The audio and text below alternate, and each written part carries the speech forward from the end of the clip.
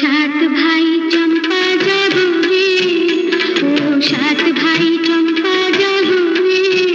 সাত ভাই চম্পা গানটি আজও বাংলা সংস্কৃতির এক অবিচ্ছেদ্য অংশ। প্রজন্মের পর প্রজন্ম ধরে এটি সমান জনপ্রিয়, যেন সময়ের সঙ্গে এর আবেদন একটুও কমেনি। 1950-এর দশকের শেষের দিকে লতা মঙ্গেশকরের কণ্ঠে গানটি রেকর্ড হওয়ার পর এর জনপ্রিয়তা আরও বিস্তৃত পরিসরে ছড়িয়ে পড়ে। গল্পটির আনুষ্ঠানিক প্রকাশ 1907 সালে দক্ষিণারঞ্জন মিত্র মজুমদারের সংকলিত রূপকথার গ্রন্থ ঠাকুমার ঝুলিতে।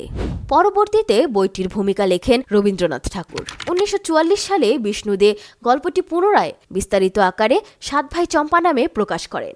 সাহিত্য থেকে চলচ্চিত্রে রূপান্তরের মাধ্যমে তখন শুরু হয় নতুন এক যাত্রা।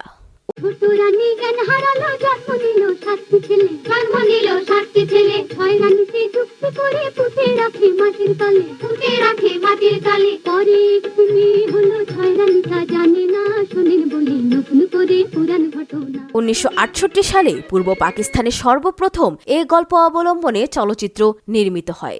এতে প্রধান চরিত্রে অভিনয় করেন নায়িকা কবরী ও আজিম।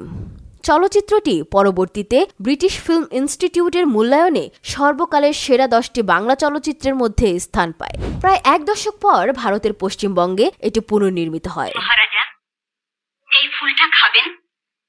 মানুষ কি কখনো ফুল খায়? মহারাজ, মানুষের গর্ভে কি কখনো কুকুর সন্তান হয়?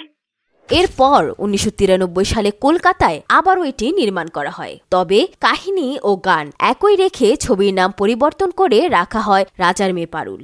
সেই সংস্করণে পারুল চরিত্রে অভিনয় করেন বাংলাদেশের অঞ্জু ঘোষ এবং রাজার ভূমিকায় ছিলেন প্রবীর মিত্র। উল্লেখযোগ্য বিষয় হল, পরের বছরই বাংলাদেশে আবার সাত ভাই চম্পা নির্মিত হয় এবং সেখানেও রাজার চরিত্রে দেখা যায় প্রবীর মিত্রকে। 2024 সালে ইমপ্রেস টেলিফিল্মের প্রযোজনায় গল্পটি নতুনভাবে নির্মিত হয়, যা ওটিটি প্ল্যাটফর্ম আইস্ক্রিনে মুক্তি পায়। এছাড়াও বাংলাদেশ ও ভারতে একই কাহিনী অবলম্বনে বিভিন্ন সিরিজ ও ধারাবাহিক নির্মিত হয়েছে।